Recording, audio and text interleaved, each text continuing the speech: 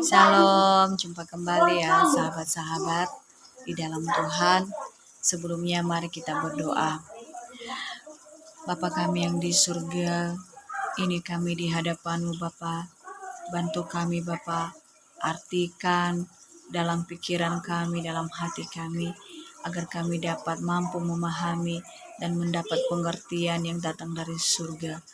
Ajari kami Bapa apa yang menjadi kehendak Bapa dalam hidup kami, sehingga kami mampu melakukan apa yang menjadi kehendak Bapa lewat firman Tuhan yang hidup pada sore hari ini.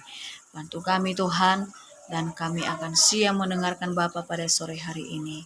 Amin. Baik saudara-saudaraku, firman Tuhan pada sore hari ini terambil dari Matius pasal 6 ayat 19. Matius pasal 6 ayat 19, beginilah bunyi firman Tuhan. Janganlah kamu mengumpulkan harta di bumi ngengat dan karat merusakkannya, dan pencuri membongkar serta mencurinya. Janganlah kamu mengumpulkan harta di bumi ngengat dan karat merusakkannya, dan pencuri membongkar serta mencurinya. Berarti sifatnya ini, saudara-saudaraku, tidak kekal ya, berwujud sementara ya. Selain kita mengumpulkan harta, ngengat sedang mengintip ya, karat sedang menanti, pencuri sedang menanti. Jadi apa kata Tuhan? Tetapi carilah dahulu kerajaan Allah dan kebenarannya, dan semuanya itu akan ditambahkan kepadamu. Ya, Matius pasal 6 ayat 33. Yang perlu kita cari adalah Tuhan. Yang perlu kita teladani yaitu kebenaran firman Tuhan, karena itu adalah pedoman hidup kita. Dan sehingga ada janji di balik kita mencari Tuhan, hidup dalam kebenaran, hidup dalam ketaatan, setia dalam perkara kecil maupun dalam perkara besar, ada janji di balik itu saudaraku. Apapun yang kita minta, apapun yang kita mohonkan di hadapan Tuhan, Tuhan akan menambahkannya kepada kita. Ya, selain kekayaan, selain kehormatan dan umur panjang, Tuhan akan melimpahi di dalam kehidupan kita. Seperti janjinya kepada Daud yang diurapinya dan berlangsung ke anaknya Raja Salomo. Raja Salomo yang awalnya taat kepada Tuhan, dia mengasihi Tuhan, ya. Dia tidak meminta kekayaan, tetapi meminta hikmat. Apa janji Tuhan tergenapi dalam hidupnya? Tuhan memberkati dia, Tuhan memberi dia kekayaan, Tuhan memberikan dia kehormatan di dunia, kemuliaan di dunia, dia seorang raja, dan Tuhan memberikan dia umur yang panjang. Tetapi pada akhirnya dia berbalik ya kepada dewa yang sia-sia, ya, kepada ilah-ilah lain, ya. Dia termasuk ya golongan orang raja yang menyembah Allah Baal. Ya, jadi karena Tuhan sudah melihat itu sudah terjadi sebelumnya, makanya firman ini sebuah peringatan besar dalam hidup kita. Agar anak-anak Tuhan sekarang ini tidak banyak yang mengikuti keputusan si Raja Salomo. Awalnya dia taat, akhirnya dia tidak setia. Makanya firman Tuhan ini ya, Matius pasal 6 ayat 19 ini mari kita terima. Jangan kita benci ya. Kita terima firman ini karena firman ini adalah sebuah didikan dan peringatan kepada kita. Tuhan sudah menakuti kehidupan kita. Tuhan takut. Kenapa? Kita tidak memiliki iman yang kokoh. Karena kita tidak memiliki iman yang teguh di dalam Tuhan. Raja Salomo saja yang awalnya taat bisa dipengaruhi oleh kuasa-kuasa di dalam dunia ini, apalagi kita. Makanya saudara-saudaraku, ayo mari kita berkomitmen Ya, janji Tuhan semuanya itu akan ditambahkan kepada kita. Kalau kita pertama-pertama mengandalkan Tuhan, kalau kita pertama-pertama mencari Tuhan, kalau pertama-pertama kita takut akan Tuhan, firman Tuhan hidup dalam hidup kita, tergenapi dalam hidup kita, dan semuanya itu akan ditambahkan kepada kita. Bisa-bisa aja kalau kita meminta sama Tuhan, Tuhan berkati pekerjaanku agar saya punya ini. Tuhan sediakan, Tuhan kabulkan, Tuhan berikan. Tetapi asal kita hidup dalam Tuhan terlebih dahulu, saudara-saudaraku. Tetapi yang disayangkan, kalau udah tidak mengandalkan Tuhan, tidak takut sama Tuhan, tidak cari Tuhan, ya, dia hanya memfokuskan dirinya mencari harta di dalam dunia ini, dia tidak takut akan Tuhan. Inilah yang perlu diwaspadai. Maka perlu hati-hati dalam sini, ya. Jadi inilah maksud firman Tuhan ini. Cari dahulu Tuhan, baru cari hartamu. Ya, kenapa perlu juga harta? Karena untuk melangsungkan kehidupan kita. Kenapa ada juga harta? Untuk membedakan kita. Kalau kita hidup di dalam Tuhan, Tuhan juga menunjukkan kepada dunia, anakku juga boleh dapat harta kalau anakku mengandalkan saya. Asal dia tidak mengandalkan dunia, asal Tuhannya itu bukan Tuhan Mamon yang ada di dunia ini, bukan pendusta, tetapi Tuhan yang sesungguhnya adalah Allah yang sesungguhnya. Ya, kenapa saudara-saudaraku? Mari kita belajar dari segi kehidupan, ya, Raja Salomo. Kemudian lewat perjanjian baru, ya, Tuhan sudah, ya, menampakkan kepada kita bagaimana akhir kehidupan orang kaya yang sombong, ya. Orang kaya yang sombong tidak mengandalkan Tuhan, ya. Dia cuma terlena dengan kenyamanan dunia, dia terlena dengan hartanya, dia bergembira, dia bersuka cita di dalam kemewahannya. Memang Tuhan tidak pernah melarang orang sukacita loh, karena ada di Filipi juga, di surat Paulus di Filipi, pasal 4 ayat 4 kalau nggak salah. Bersukacitalah senantiasa dalam Tuhan, sekali lagi katakan bersukacitalah di dalam Tuhan. Nah, sukacita anak Allah, sukacita di dalam Tuhan, tetapi sukacita anak dunia, dia hidup di dalam keduniaannya, kefasikannya, dia tidak terang, bercahaya, dia gelap. Nah, apa yang terjadi? Inilah yang terjadi di dalam kehidupan orang kaya yang sombong, ya, orang kaya yang sombong dan Lazarus yang miskin. Orang kaya yang sombong, di mana dia berada? Di neraka, di alam maut yang kelam. Dia penuh kebinasaan. Api membakar sekujur tubuhnya, coba saudaraku. Kenapa? Dia sombong, ya. Dia selalu bersukaria dalam kemewahannya di dalam dunia. Dia tidak mempedulikan orang lain lagi di sekitarnya. Bahkan orang kecil, orang miskin sekalipun dia tidak mempedulikan. Dia selalu memakai pakaian yang mewah, ya. Bahan kainnya, ya, berasal dari kain-kain yang halus, coba saudara, ya. Karena lebih kekayaannya lebih, maka dia itu, ya, hidup dalam kemewahannya dan mata rohaninya buta, coba saudara. Dan apa yang terjadi? Ya, dia sedang makan, si Lazarus sedang mengintip dia di depan rumahnya. Si Lazarus sedang terbaring, terkulai lemas di depan pintu. Dia sedang melihat orang kaya yang sombong sedang menikmati makanannya. Sebutir nasi pun, saudaraku, tidak diulurkannya kepada si Lazarus. Bahkan semangkok pun enggak. Bahkan nasi yang jatuh dari atas meja ke bawah di dasar lantai tidak menyentuh mulut si Lazarus, coba. Dan apa penderitaan yang dialami si Lazarus? Anjing-anjing di sekitar rumah itu mendekati dia, menjelati tubuhnya yang borok, yang bau busuk itu. Si orang kaya sedang menikmati hidupnya. Makanya hidup kita jangan terlena dengan kemewahan kita, saudara-saudaraku. Ya, Ayo, jangan pandang terus di depan, pandanglah sedikit ke bawah, agar kita melihat orang-orang di sekitar kita, agar kita peduli dengan orang-orang kecil di sekitar kita. Jangan kita hidup dalam kemewahan kita, jangan kita fokus pada diri sendiri.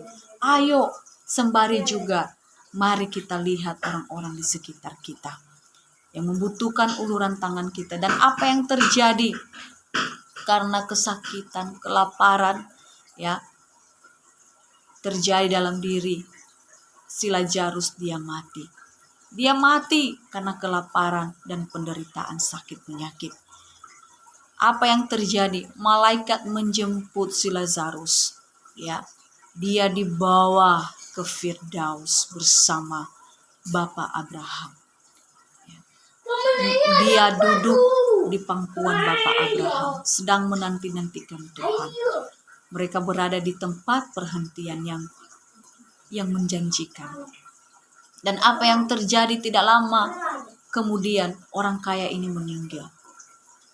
Setelah dia meninggal, apa yang terjadi di sana, saudaraku? Coba, kengerian telah terjadi.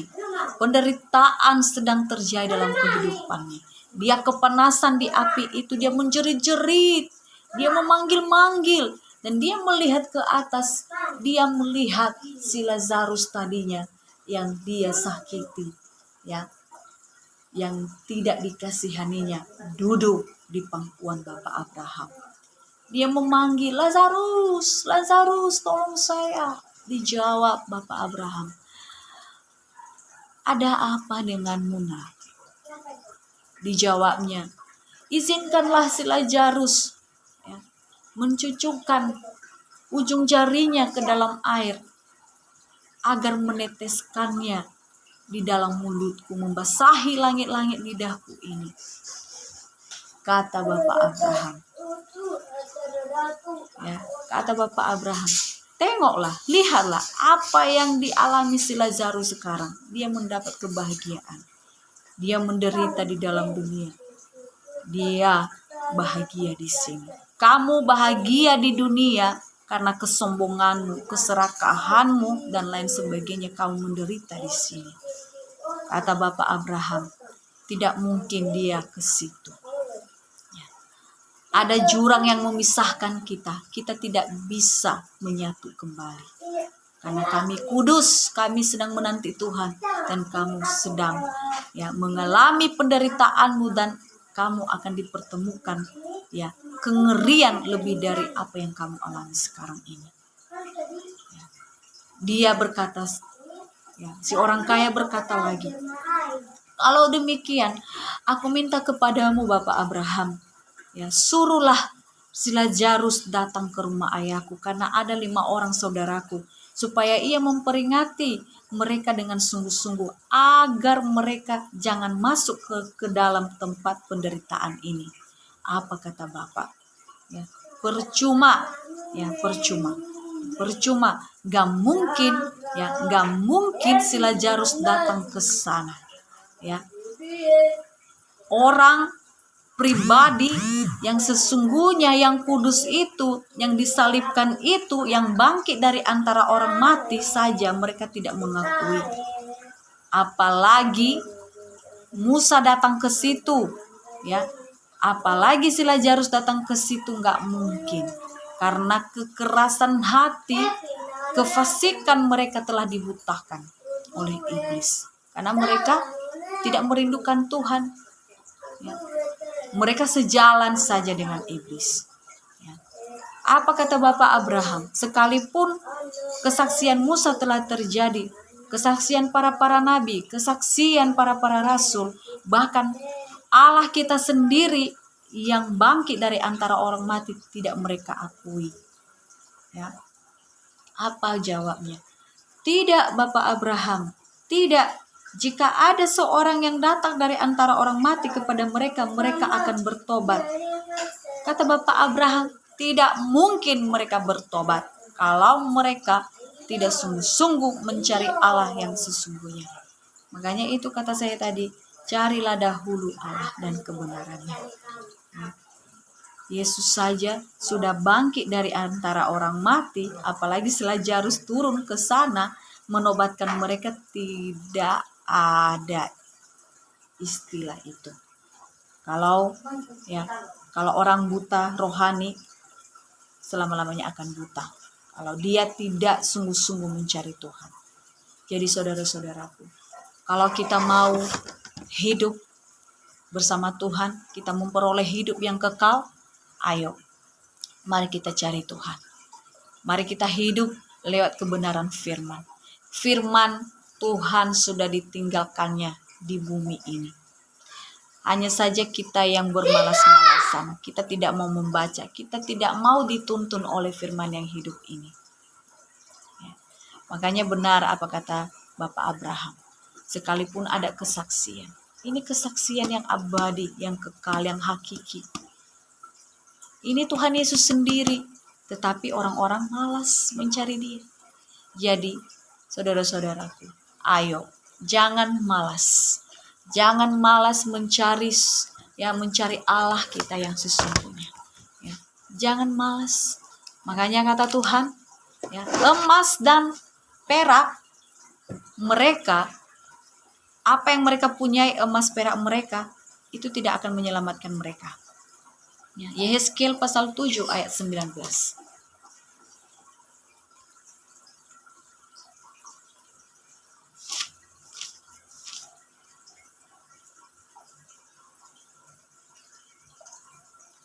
Perak mereka akan dicampakkan keluar, dan emas mereka akan dianggap cemar.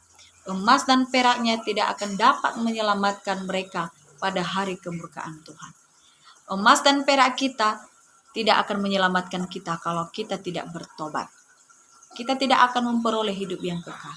Kalau kita selalu menuhani harta kita, menuhani keyakinan, kekayaan kita, tidak hidup dalam Tuhan, ini seperti kehidupan si orang kaya tadi, gitulah cara hidup kita. Kemudian Roma pasal 12 ayat 2.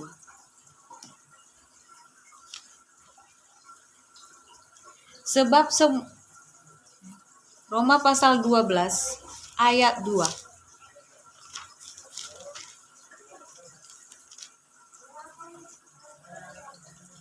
Janganlah kamu menjadi serupa dengan dunia ini, tetapi berubahlah oleh pembaharuan budimu, sehingga kamu dapat membedakan manakah kehendak Allah, apa yang baik, yang berkenan kepada Allah, dan yang sempurna. Kita jangan serupa di dalam dunia ini. Kalau kita hidup dalam Tuhan, kita dapat membedakan mana kehendak Tuhan. Seperti yang dijanjikan Tuhan, cari dahulu saya, hidup dalam kebenaran, semuanya akan ditambahkan kepadamu. Kita mengerti kehendak Tuhan, kita boleh juga mencari harta. Tetapi harta yang sesungguhnya adalah Yesus. Kita boleh mencari harta juga di dunia untuk melangsungkan kehidupan kita. Dan jangan kita sombong. Kita harusnya bersyukur, tahu berterima kasih, tahu diri dalam hal ini, saudara-saudaraku. Ya. Kemudian Ibrani pasal 13 ayat 5-8. Intinya saja, kita itu nggak boleh jadi hamba uang. Kita itu harus jadi hamba Tuhan. Hamba, tahu nggak hamba? Yang bekerja, ya. Hamba di hadapan Tuhan. Bekerja di ladang Tuhan, mencari Tuhan setiap hari, lebih dari itu. Tidak mencari uang. Biarlah saya lebih dari ini, lebih dari situ, lebih dari itu. Ya, cukupkan dirimu, saudaraku. Ya. Kemudian, ya, Kolose pasal 3 ayat 2. Janganlah cari perkara-perkara yang ada di dunia ini. Carilah perkara-perkara di atas. Ya. Carilah perkara-perkara yang di atas. Apa yang perkara-perkara di atas? Kerajaan surga. Ya, kerajaan surga itu dekat dalam diri kita. Perbuatan kita itu adalah kerajaan surga. Kalau kita berbuat baik, tidak sombong di hadapan Bapa, itu kerajaan surga. Ada janji kita akan masuk, ya, di dalam kerajaan surga. Kalau kita mencari perkara-perkara di dunia ini, biarlah aku yang kaya, bagaimana ini ya bisa bertambah ya emasku yang 20 gram itu ya menjadi 100 gram. Bagaimana ya uangku yang 1 miliar itu bertambah menjadi 10 miliar dan lain sebagainya. Ya. Dia cuma menghabiskan waktunya untuk mencari uang. Dia menghabiskan waktunya untuk mencari harta di dunia. Apa kata Tuhan? Ngengak menanti, karat menanti, pencuri menanti. Dan apa yang lebih menanti Anda, yaitu neraka. Hati-hati dengan tipu muslihat iblis. Iblis memberikan kemewahan. Iblis memberikan kemuliaannya di dunia ini. Hati-hati saudaraku. Ya. Ada sedikit ya yang saya sharingkan. Ya. Sebenarnya di dunia ini ada banyak orang kaya saudaraku. Ya. Di sekitar kita ada orang kaya yang kita lihat. Rumahnya begitu mewah. Rumahnya begitu mewah sebab istana. Apa yang terjadi? Tidur di rumahnya saja bisa dihitung berapa kali dia tidur di rumahnya. Kenapa saudaraku? Pergi keluar kota, tidak betah. Jadi apa guna rumah yang mewah? Apa guna rumah yang besar itu? Sebenarnya rumah itu tempat perteduhan, tempat kedamaian, tempat perkumpulan, tempat menghabiskan waktu bersama keluarga. Apa yang terjadi? Karena keserakahan menghantui pikirannya. Dia tidak betah di rumahnya sendiri, dia capek-capek membangun rumah itu. Tetapi orang lain menikmati, anaknya yang menikmati, dia yang capek-capek tidak menikmati. Ya, ada banyak ya kemewahan-kemewahan. Ya, ada ibu-ibu yang memakai emas 20 karat, ya. Ketika dia mati, apakah dia membawa itu? Tidak, saudaraku. Makanya hidup di dalam dunia ini satu-satunya mencintai Tuhan, menaati Tuhan. Segala sesuatu yang ada di dunia ini tidak kita bawa. Selain Roh Kudus yang kita bawa, harta yang sesungguhnya adalah Roh Kudus. Jadi saudara-saudaraku, demikian saja firman Tuhan pada sore hari ini. Biarlah kasih Tuhan selalu menyertai hidup kita. Mari kita berdoa. Bapa, terima kasih buat firman yang hidup. Sore hari ini kami sudah mendengarkannya sehingga firman ini tergenapi dalam hidup kami Tuhan. Jangan hanya menjadi ya sebuah tutur kata, tetapi berbuah dalam tindakan kami. Tidak menjadi pendengar setia, tetapi menjadi pelaku firman Tuhan yang sesungguhnya. Bapa, inilah doa kami tutup di dalam nama Allah Bapa, Putra, dan Roh Kudus. Amin. Shalom saudaraku.